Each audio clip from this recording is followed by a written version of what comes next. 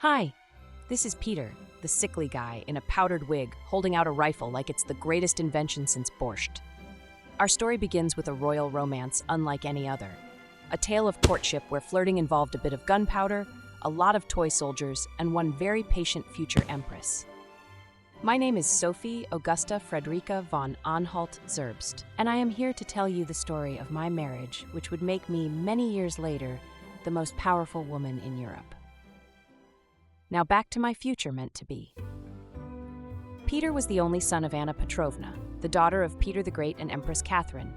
When his childless aunt Elizabeth became the Empress of Russia, she brought the boy from Kiel to make him her heir, since his mother had died by the time.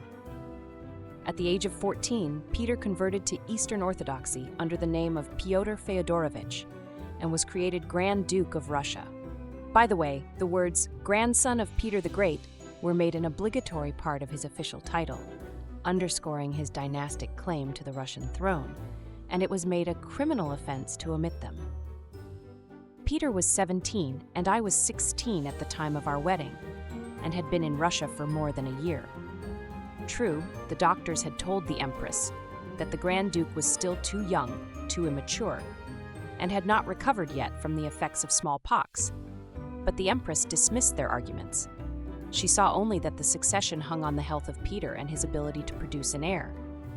If she waited another year, another fatal illness might carry off the Grand Duke. But if she went ahead with the marriage, a year might bring Russia a small Romanov heir, stronger and healthier than Peter, as strong and healthy as I was. For this reason, there must be a marriage as soon as possible, she reasoned. The physicians bowed and the Empress began considering dates.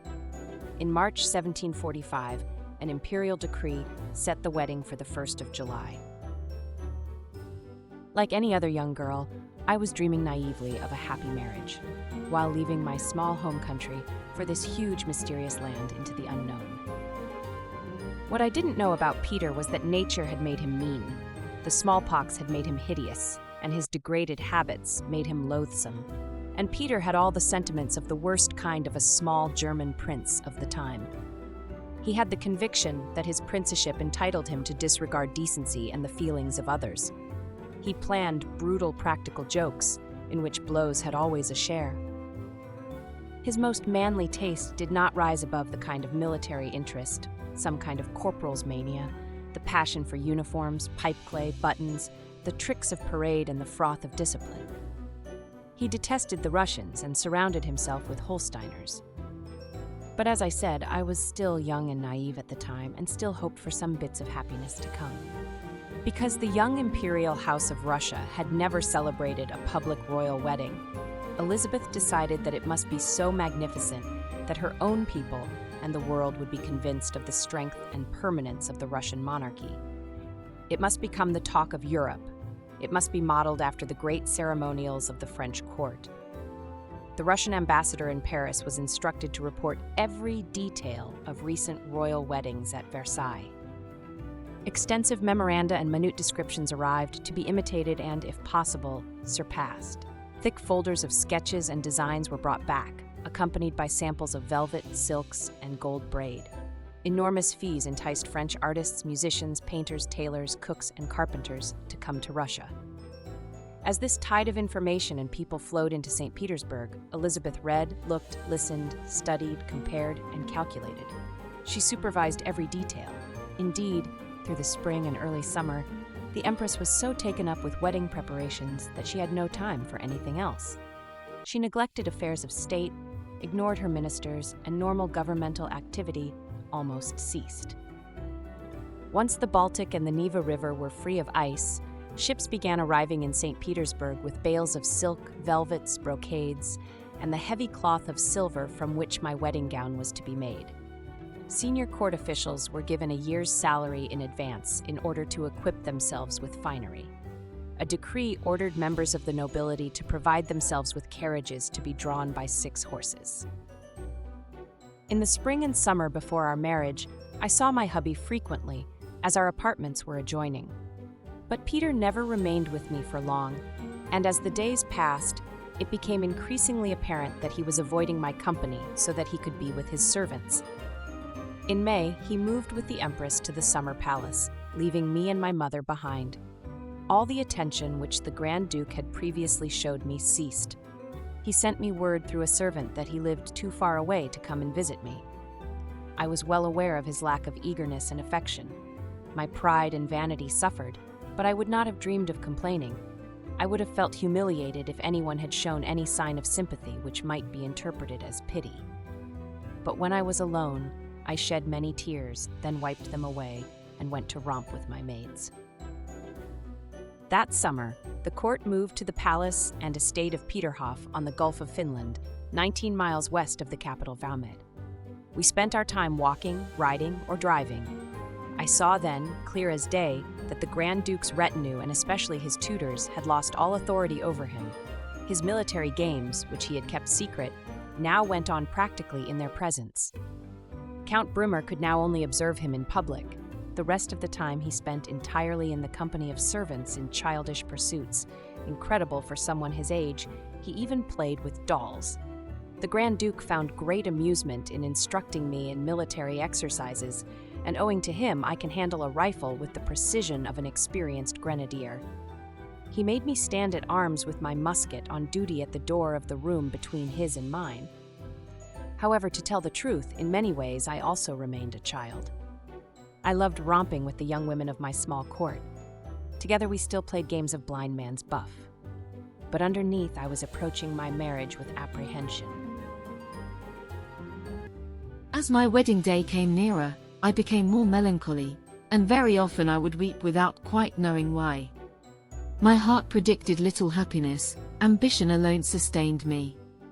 In my inmost soul there was something that never for a single moment allowed me to doubt that, sooner or later, I would become the sovereign empress of Russia in my own right. As for sex, Peter had been given a few basic facts, but only partially understood their meaning. His servants passed on information, coarsely expressed, but instead of enlightening him, their words only bewildered and intimidated him. No one bothered to tell him the essential fact, that humans often find pleasure in sexual activity. My premarital nervousness did not come from fear of the nocturnal intimacies that marriage would demand. I knew nothing about these things. Indeed, on the eve of my marriage, I was so innocent that I did not know how the two sexes physically differed. Nor had I any idea what mysterious acts were performed when a woman lay down with a man. Who did what? How? I questioned my young ladies, but they were as innocent as I was. One June night, I staged a party in my bedroom, covering the floor with mattresses, including my own. Before going to sleep, the 8 flustered and excited young women discussed what men were like and how their bodies were formed. No one had any specific information.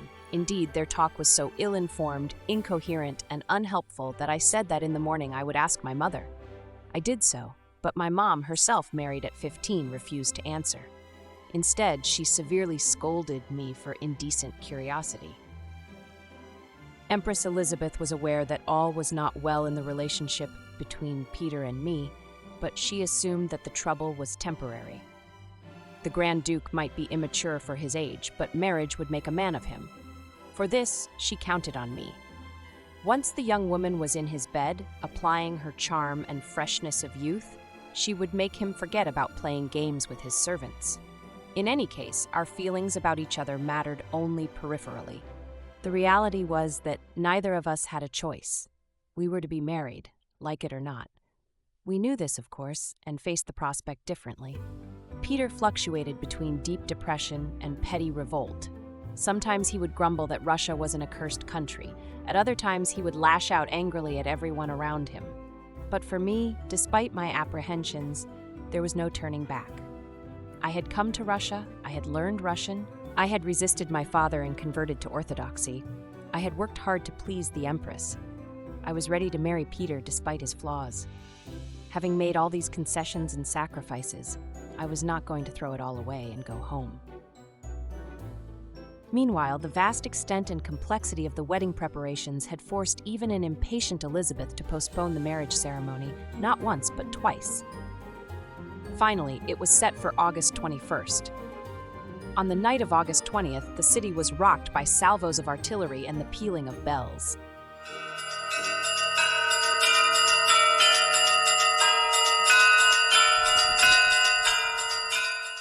I sat with my mother, and for a while we put aside our misunderstandings and animosities. We had a long, friendly talk. She exhorted me concerning my future duties. We cried a little together and parted very affectionately. My mother and I shared a common, humiliating disappointment. By now, having incurred the anger and contempt of the Empress, Mother was barely tolerated at court. She knew this and had no illusions about the advantages she herself might gain from my marriage. Her last hope was that her husband, my father, would be invited to the wedding. Behind this desire lay no overwhelming affection for him, but her own pride. She well understood that Elizabeth's continuing refusal to invite him was a slap at her as well as at her husband. It made plain to her and to the world where she stood. Explaining this to her husband had not been easy. For months, Father had been writing from home, begging my mom to obtain from the Empress the invitation to which he was obviously entitled. Mother had long held out hope for this invitation, telling her husband to be ready, that the invitation was on the point of being dispatched. But no invitation came. In the end, it was explained to my father that the Empress did not dare invite him out of consideration for Russian opinion, which he was told was strongly opposed to German princes, despite the fact that a Prince of Hesse, the Duke of Holstein, and other German noblemen were then living at the Russian court. Further, among those invited were two of my mom's brothers, both German princes, Adolphus Frederick, now heir to the throne of Sweden, and Augustus, who had succeeded him as Prince Bishop of Lübeck. Thus, two of my uncles were to be present at my wedding, but my father was not. It was a flagrant insult, but there was nothing Mother could do. As for me, I too had hoped that my father would be invited. I had not seen him for a year and a half. I knew that he cared for me, and I believed that in his simple, honest way he might give me useful advice. But unfortunately, my wishes and feelings on this matter interested no one. My position in its way was as clear as my mother's. Beneath my title and my diamonds, I was only a little German girl, brought to Russia for the sole purpose of providing the son of the house with an heir. On August 21st, 1745, I rose at 6 o'clock. I was in my bath when the Empress arrived unexpectedly to examine unclothed the virginal bearer of her own dynastic hopes. Then, as I was being dressed, the Empress and the hairdresser discussed what coiffure would best hold in place the crown I was to wear. Elizabeth supervised everything, and my mom was allowed to be present. My silver brocade wedding gown was of the most shimmering cloth encrusted with glittering embroidery of silver roses. It had a wide skirt, a 17-inch waist, and a tight bodice with short sleeves. I wore superb jewels, bracelets, drop earrings, brooches, rings. My hair was bright, slightly curled. Because I was pale, a little rouge was added to my cheeks. Then a cloak of silver lace, so heavy that I could scarcely move, was attached to my shoulders. Finally, the Empress placed on my head the diamond crown of a Russian Grand Duchess. At noon, Peter arrived dressed in a suit made of the same cloth of silver as my dress and train. He, too, was smothered with jewels. His buttons, his sword hilt, and his shoe buckles were encrusted with diamonds. Then, together, in matching silver and diamonds, holding hands as the Empress instructed, we left to be married. A blare of trumpets and the thunder of drums signaled the start of the wedding procession.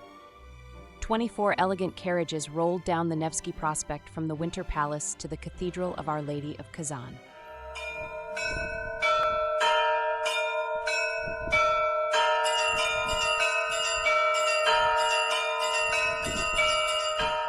My groom and I sat with Elizabeth in the Empress's state coach, truly a little castle, drawn by 8 white horses. Their harness adorned by silver buckles, the huge wheels of the coach shining with gilt, the side panels and doors covered with paintings of mythological scenes. Inside the cathedral, I was surrounded by a sea of jeweled icons, lighted candles, clouds of incense, and rows of faces. The service, conducted by the Bishop of Novgorod, lasted 3 hours.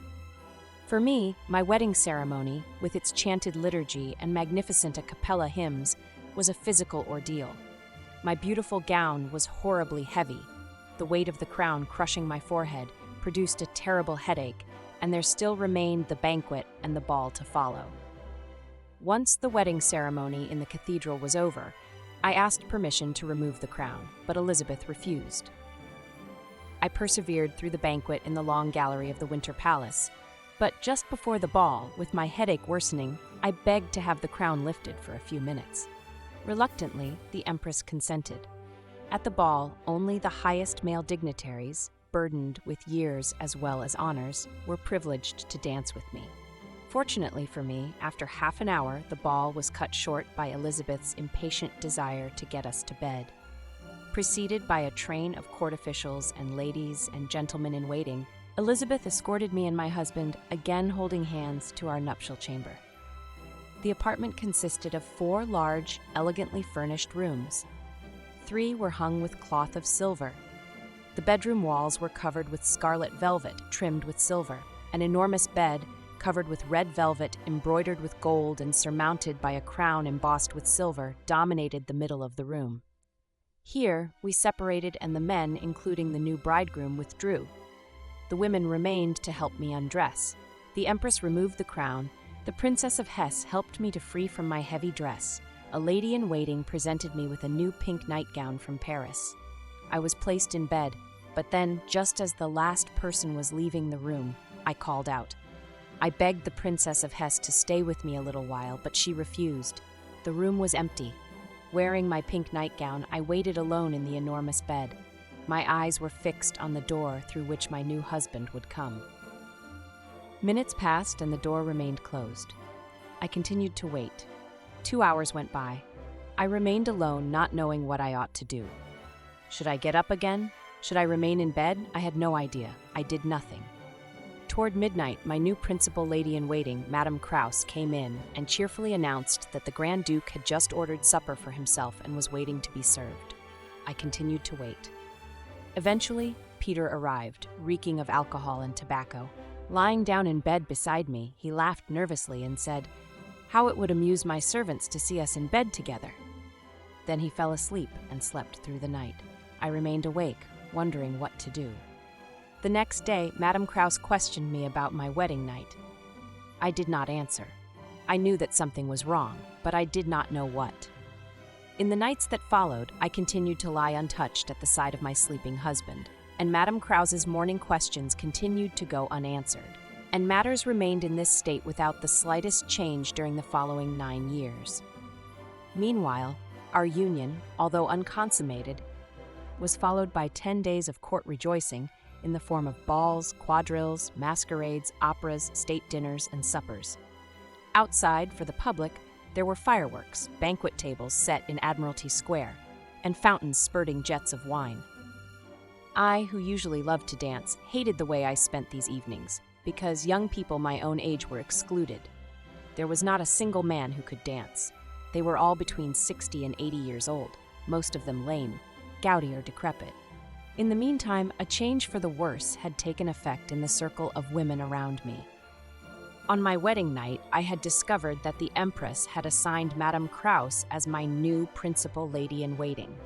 The following day, I noticed that this woman had already struck fear in all my other ladies, because when I went to talk to one of them in my usual manner, she said to me, "For God's sake, do not come near me. We have been forbidden even to whisper to you." Nor had marriage improved Peter's behavior. My dear husband did not pay the slightest attention to me, but spent all his time playing soldiers in his room with his servants, drilling them or changing his uniform 20 times a day. I yawned and yawned with boredom, having no one to speak to. Then, 2 weeks after our wedding, Peter finally had something to say to me. With a broad smile, he announced that he had fallen in love with Catherine Carr, one of the Empress's ladies-in-waiting. Not content with passing this news to me, he also went out and confided his new passion to his chamberlain, Count de Vie, telling him that I was in no way to be compared with the enchanting Mille Carr. When de Vere disagreed, Peter exploded with anger. Whether Peter's passion for Mille Carr was genuine or whether he had merely concocted this story to explain to me, and perhaps also to himself, his lack of sexual interest in his wife, he was aware that he was subjecting me to insult and humiliation. But I was strong, and I chose a course to dealing with it, not giving up for a moment my ultimate goal. If you allow yourself to love that man, you will be the unhappiest creature on this earth. With your temperament, You will expect some response, whereas this man scarcely looks at you, talks of nothing but dolls, and pays more attention to any other woman than yourself. You are too proud to complain, therefore, attention, please, and keep on a leash any affection you might feel for this gentleman. You have yourself to think about, my dear girl.